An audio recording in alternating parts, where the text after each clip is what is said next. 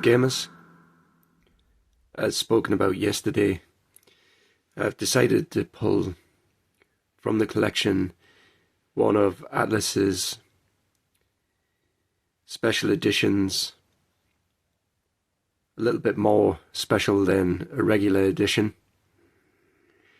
This is not the best example of the type of things that Atlus include in their bigger box editions of games that they put out, but it's still a nice one to have in the collection. The game is Utawarerumono for the PlayStation Vita. This one only comes with a compendium art book. This is the launch edition. PS Vita, one of my favourite handhelds. This game is also compatible with PlayStation TV. The PlayStation Vita could have been so much more.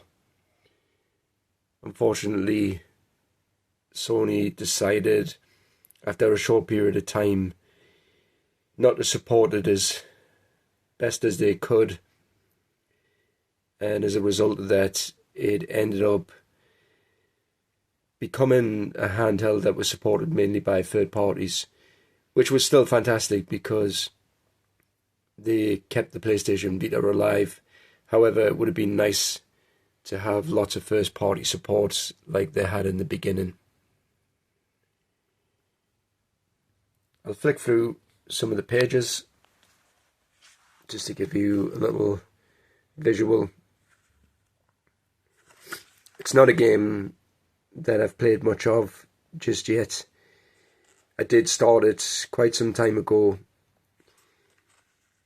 and I was put off because in the opening 10-15 minutes it was just continual dialogue.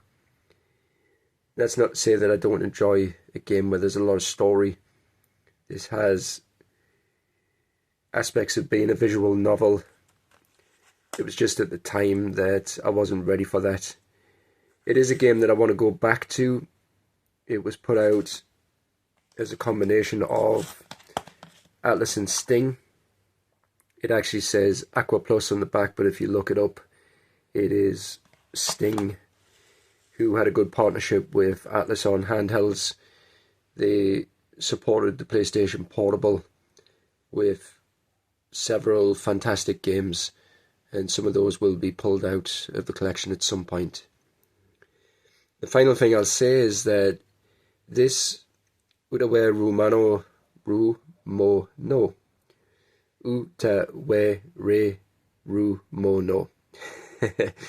it's hard pronouncing Japanese names in a Geordie accent. The surprising thing about this, the first in the series of the new games that were released, I know that there was one released for the PlayStation Portable, there might have been more than one, is that the PlayStation 4 version has shot up in price.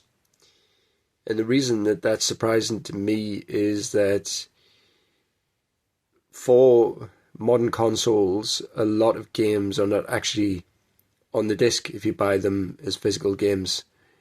A lot of modern games, as you'll be aware of yourself, when you stick the disc into the console, download onto your system.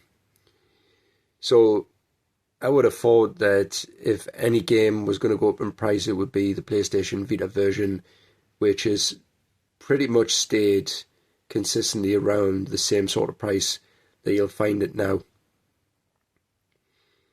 So with that in mind, if you want to pick it up, go for the Vita version if you have a Vita, because it's not going to cost you an arm and a leg, whereas the PlayStation 4 version looks like it's going to continue to go up in price.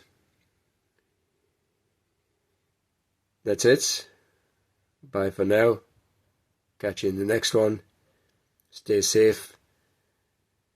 Whilst I'm recovering from COVID, I'm taking the opportunity to have a few days off work and to do nothing.